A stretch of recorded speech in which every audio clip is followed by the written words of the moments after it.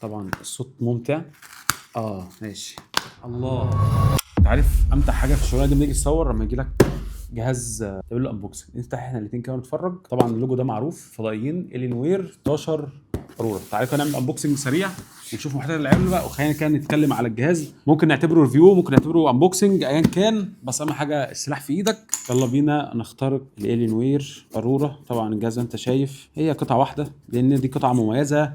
خلينا نقول لك مميزه ليه، بس كمل معايا في اخر الفيديو. طبعا البوكس ما دام اسود تعرف ان انت هتشوف حاجه كويسه جوه. ايه هي؟ ماشي ما شاء الله. خلينا بس الجهاز كده هو جاي كده بباكج لون الابيض ده، بس يعني ايه، بي مور الين، يعني خليك اكتر فضائي. حاضر.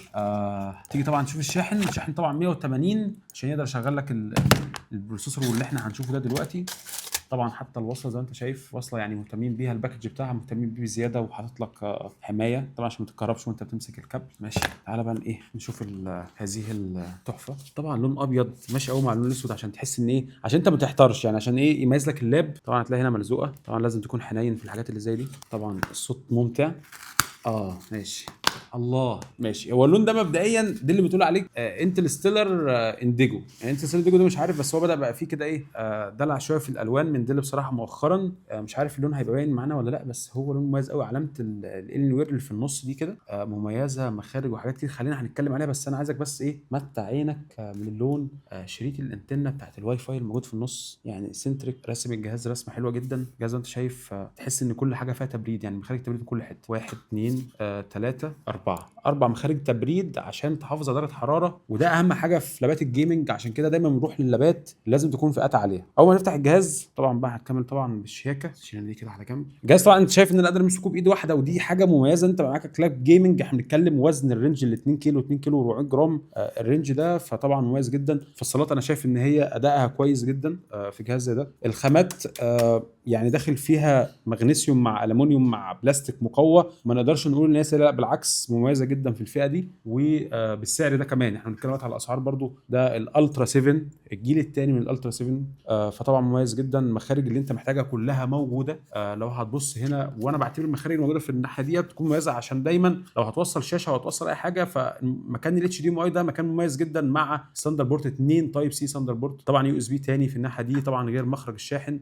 وحدتين تبريد متكاملين باربع مخارج تهويه بالجزء اللي انت هتشوفه هنا. خليني اقفل لك الجهاز. كمل بس كده الشاشه بتاعته. طبعا اللوجو بتاع الانيوير الجديد هتلاقيه موجود هنا. هو عامل لك الوحده دي رافعه عشان يبدا يعمل زي اكنك انت حاطه على ستاند بسيط، عشان ما يبقاش ملاصق لاي سيرفيس انت موصله. باين قوي السماعتين اللي من تحت. متاكد ان شاء الله تجربه السماعه هتكون مميزه مع السماعات من فوق، فانت معاك تجربه سماعات كواد سبيكر مميزه. بقيه التفاصيل طبعا شويه الورق ده كده خلينا ممكن يبقى نرجع له تاني، بس انا بصراحه عجبني ديزاين الكرتونه، والحاجات دي بتبقى مهمه. انت لازم تاخد تجربه متكامله. حتى الباكج اللي جاي بيه برضو مش سايب لك التفصيله دي، حاطط لك اللوجو بتاع الانيوير. فخلينا كده نشيل الكرتونه ونجرب الجهاز. طبعا انت اول ما هتفتح هتلاقي التسطيب الانستليشن بتاع الويندوز، احنا هنسيبه لك بقى تكمل زي ما انت عايز، بس انا خلينا ايه سريعا كده اكلمك طبعا عن زرار الكوبايلوت. ده مهم جدا، ده خلاص في ام بي يو في الجهاز، فهتلاقي فيه دعم للاي اي. طبعا في هنا ام 1 ام 2 ام 3 الازرار دي فانكشن تقدر تعمل لها كاستمايز زي ما انت عايز، نفس فكره الكيبورد دي اللي كنا كلمناكم عليها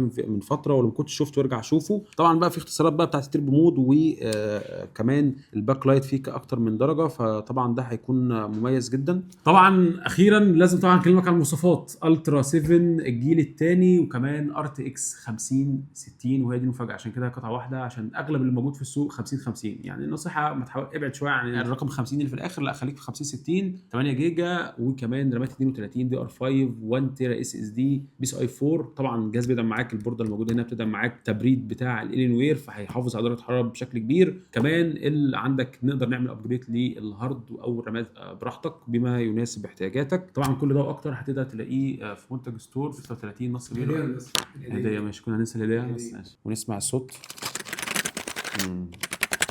طبعا ار جي بي، عشان برضو انت لو ايه واخد الكيبورد ار جي بي، لا انت لازم عشان هتلعب لازم يكون في كيبورد وماوس اكسترنال. طبعا وزنها حلو جدا، خاماتها كويسه.